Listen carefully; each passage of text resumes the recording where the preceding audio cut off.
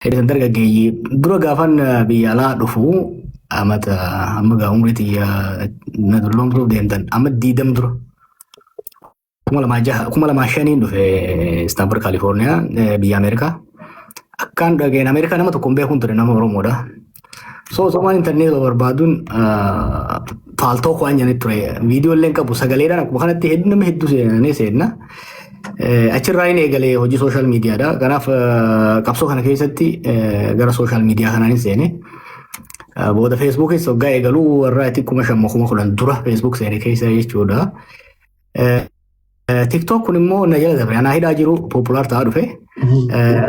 San boodaniin qaane yoon gara TikTok kana dhufe ijoolleen na foggortiyyeetiin sodaadhe osoo waan jiruun dhufe. Garuu isa powerful platform eegaan siyaasatti as deebi'ee gama sooshaal miidiyaatiin uummataaf dubbachuu eegale kana gama feesbuukiin numaan maxxansaa baatii lamaan dabre kana ijoollee tiimaa jira tiima na duuba na gargaaru. Algorithm analysis goone presentation godhus marii bonus namni kalqiin akka jirutti irra jireessi gara TikTok kana jira. Even gama Facebook iyyaas gara YouTube's namni dhufu referralli isaa asirra dhufa. So this is a powerful tool.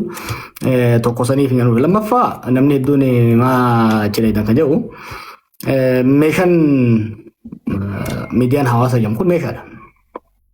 Meeshaadha. Qawwee fudhattee takka diina irraa ittiin daawwattaa takka firaas ittiin daawwachuu dandeessa meeshaa tokko. Boroofa ittiin daawwachuu dandeessa takka sangaa keenya jala ajjeesuu dandeessa. Sooshaal miidiyaa kana kanatti itti fayyadamuun keessatti hirmaachuun keessattuu namni keenya bakka jirutti. Akkuma beektan bara Oromoo Farstis OMN sochoonuus eegaan biyya galees I like community engagement hawaasa wajjin mari'achuudhaan fedha. Waan yaada namni tokko hoggansi tokko waan hawaasa keessa jiru yoo hin beekin yoo hin dhagayin hawaasaniif furmaata fiduu tarsiimuuf karoora baasuu hedduudha rakkataa jechuudha. Saba kanaaf wanni as dhufeef namoonni hedduun akka xiqqoo gurrama qaban ni beeka. Wanni as dhufeef akkaan isin tajaajilu yoo barbaadan taate uummata kiyya kana akkaan tajaajilu barbaade itti dhaquu danda'uudhaan qaba jechuudha. Irraa fagaadhee osoo hin ta'in itti dhaquu danda'u. Kanaaf pilaatfoormii amma jiran kana keessa TikTok kun engage godhuudhaaf wayyaadha ka jedhuudhaan koofii as nama keessanii nama tottolchitanii. Kanaaf kaameraa torban dabre kan waa hedduun arge. Waggaa namni keenya hedduu rakkatu dur communityidhaatu uummataa dubbata. Dur masgiidaaf charchiitu dubbata. Ijoolluma sana qofaan arge ijoollee jechuun ijoollee warra TikTok irra jiru kanaatu isaanii dubbatu arguu eegale jechuudha. Kanaaf yoo ijoollee uummataa dubbatan kana dhaqee wajjin haasee kanarra wal keenye wal qajeelchine irra gaarii qajeelchuun hin dhufe. Kanaaf isinis gaafe waanuma feetan waan naamusa waan safuun cabsine alatti dachii fi samii jidduu waan Oromoo fi biyya teenya laallata. Gaafii gaafattan tan danda'uun hin deebisa.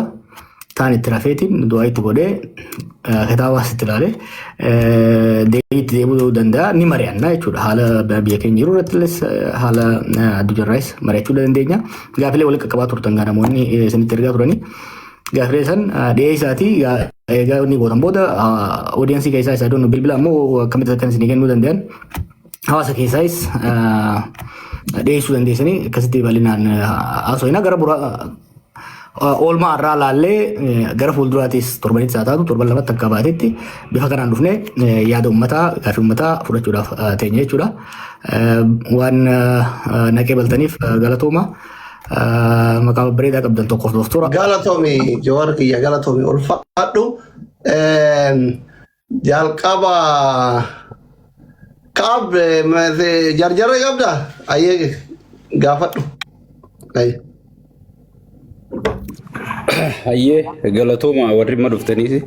Hundi keessanuu mana kana miliyoona galcha arraboo du'aayi goonaati isinit du'aayi goona. Oromoo fi rabbi waan xiqqoon gaafatanii tanaaf miliyoona isin gaafanna. Galchaadha hangaafiin hin qabu yeroo baay'ee jijjiiramni kun eega dhufeerraa eegale uummata Oromoo kanarraa du'aatiin buqqaatiin gudeedamuun hin dhaabbanne uummanni kun rakkina guddaa keessummeessaa jira. Jijjiiramni uummata kanarraa dhufee sin jiru san gubbarraan mootummaan kun mootummaa Oromooti. Warri kaabaa yoo nu dhufe mootummaa keenya nu jalaa fuudha.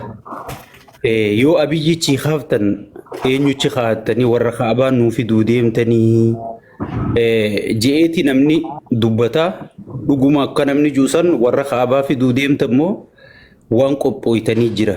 Itti aansuudhaan hooggansi gaafa dheengadda wal mari'attan san siyaatilitti marii guddoo gootan sun gartee mariin sun eessarra jirti. Eessarra geessee hajuu tasadaffaadha. Addi bilisummaa Oromoo wanti filannoon tun feeka. Filannoon tun hin barbaachiftu osoo jaaniiti ija guduunfatanii deeggartootaa fi namoota irra guddaa dhaga'uu didanii waan kana itti seenuu qabna jedhanii itti seenanii har'a bakka bal'ataa wantiidhaa mollaafaan caffee Oromiyaa seenetti beenyaa lammii caffee Oromiyaa seenuu dadhabe. Dhuguma PP'n gartee maaltu mudate duraan parsantiin qoodaaf jeetii waadaa naqee hooggantoota garii shashawwadee akkasitti wanta godhe maaltu mudate sadeenuma tana gaafinti galatooma. Galatoome ulfaadhu walirratti deebifta moo takka takkaan jalaa deebiftaaf Jawaar? Lamaan tokko daballu. Okay. Murtii. Okay. Akkam jirtan isin hundinuu baga nagaan dhuftanii baga walaa garee galatoomaadha. Masduree sadii jalatti gaafuma muraasan qaba. Gaafiin kiyya gameessa rogeessa siyaasaa Obbo Jawaar Mohammadii fi gara karaanillee dhalootatti dhumuma dhaloota bakkuma inni jirutti gabaa bakkuma inni jirutti waa itti gurguratanii baga dhuftee jennaani akka namoonni garii yaaduu miti. Bakka dhaloonni jiru inni bakka dhaloonni jiru duraanis hafeen beeku especially social media namoota itti fayyadama social media namoota gurguddaa akka biyyatti jiran irraa barsiise keessaa tokko isa. Gamanumaan gaafiin kiyya dhimma as dhiyeenya kana hundi keessan gurraa qabdan yaada qalbdan dhimma diinagdee gara Harargee kanatti danqama diinagdee jimaadhaan wal qabate especially Haji Jawaar as dhiyeenya waan addaa takka nuun jee ture waan sanii yoomnu biraan geessa kana jechuun gaafa shufeerran ajjeefaman gaafa gareen muraasni magaalaa Adaamaa tana qubattu wal jaartee uummata keenya irratti bifa saniin saamichaa fi buttaa akkasumas mancaatii qabeenyaa gaggeessan viidiyoo agartee hooggantoonni ta'anii hordofan nabira ga'ee jira. Dheenyatti simbiraan geenyaa sarpiraayiziin ta'inaa waan jiru tokko garree sunillee hedduu malee nu yaachisee eegu jirra. Rakkoon diinagdee kun yeroo hedduu rakkoo dubbatu jira nuti gahee keenya furmaata waan sanillee kaa'uu yookaan hawaasatti himuun dandeettii keenya waan hin ta'inii fi kabajamoo Jawaar Mohammad gama kanaan rakkoon kun eessaa ka'ee furmaanni isaa maali jettanii yaaddu? Gaafiin lammaffaadhaa dhimma buqqaatii ummata keenya Arsiiti. Hawaasni Arsiidhaa akkuma yaadattan torbee lama dura akka biyyatti kaabaa kibbaan bahaaf dhihaan even Oromoota amantii Ortodoksii itti dulchisaa turan haga ustaazotatti ummata kanatti ummanni kun if dura wanni kun karoorfameef dhuguma ummatichaattu mana amantii gubee yoo gubee ta'e Arsii naannoo garaagaraa keessa masgida qofaa jira manneen amantaa garaagaraan jiru lammiin hin jiru akkamiin waliin jiraatee as ga'e hawaasni bal'aan kun akkamiin waliin jiraatee as ga'e akkamiin waliin jiraachaa jira rakkoon kun ka'umsi isaa eessaa xumurri isaa furmaanni maal jettanii yaaddu Obbo Jawaar Mohammad? Gaafiin sadaffaadhaa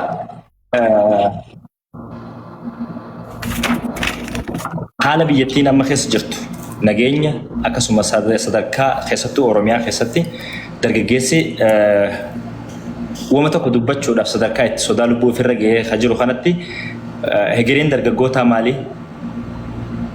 Dargaggoonni Oromoodha akkasuma immoo dhimma daangaati irraa gadi fageessee kan inni dubbachuu barbaadu dhimma daangaa wal qabate.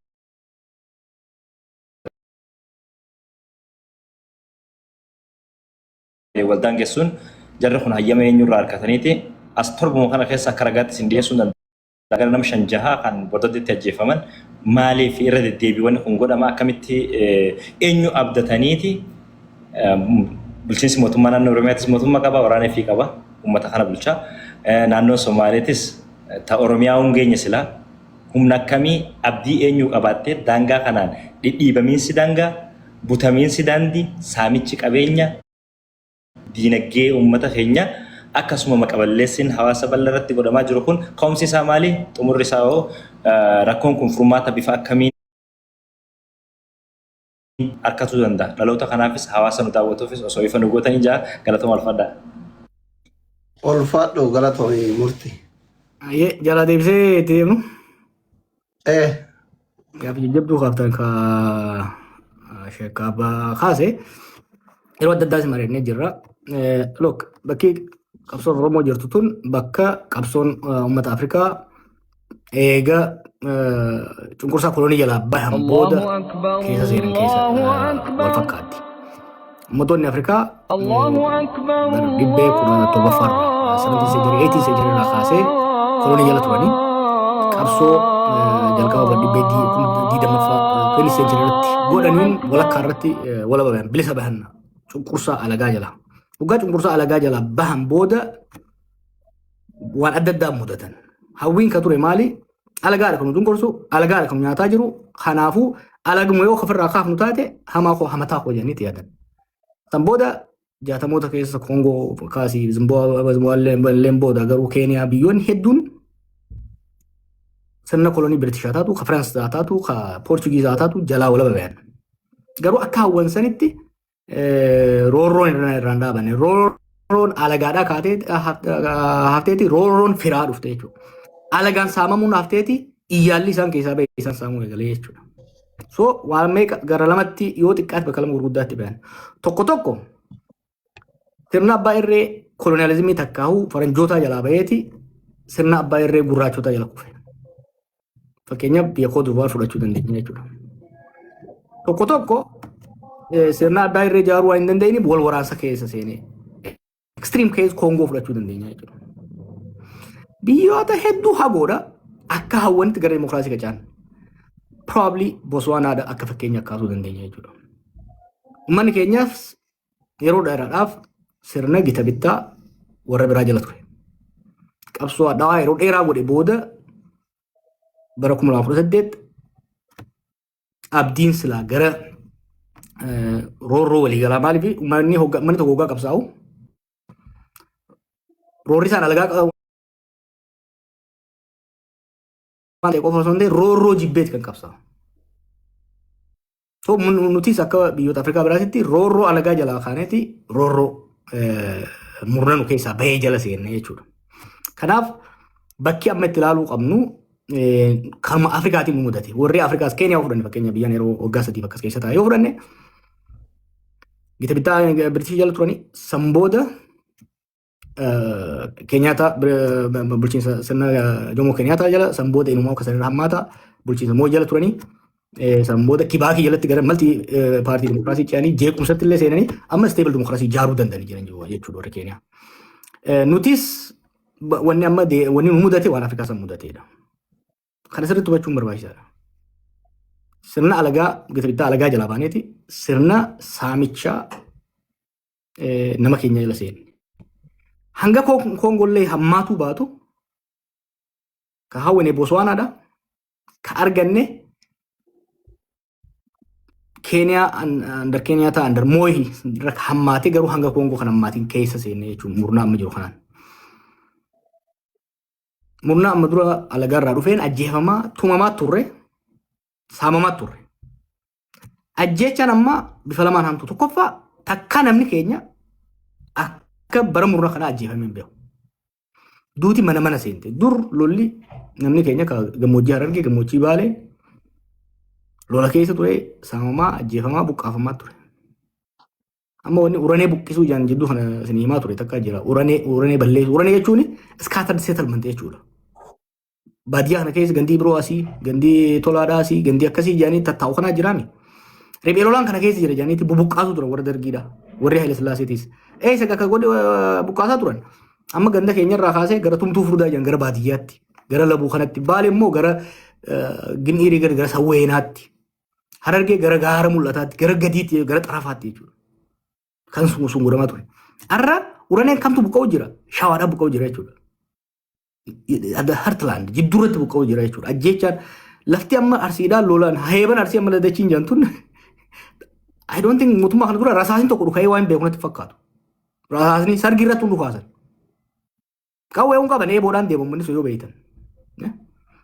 Santuu san keessa seenne jechuudha. So gita bittaa alagaa jalaa babbaanee jirra saamicha ajjecha murmuru keessaa baheetu maafiyaa jaarratee waan akkana deema godhutti jira jechuudha. Kanaaf kana keessaa bahuun gulantaan qabsoo ammetti jirru qabsoo boqonnaan qabsoo ammetti jirru qabsoo gita bittaa alagaa deebisuudhaa osoo hin ta'in qabsoo gita bittaa keenya tursiisuudhaa osoo hin ta'in qabsoo sirni mootummaa ummataan filame ka heeraaf seera warri filame sun tumuun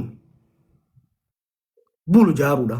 Saamichi uummatarraa dhaabbatee uummanni waan carraaqee irratti waan hurkaasaa carraaqee irratti abbaatti ta'u jaaruudhaati qaqqabsaa jiru jechuudha.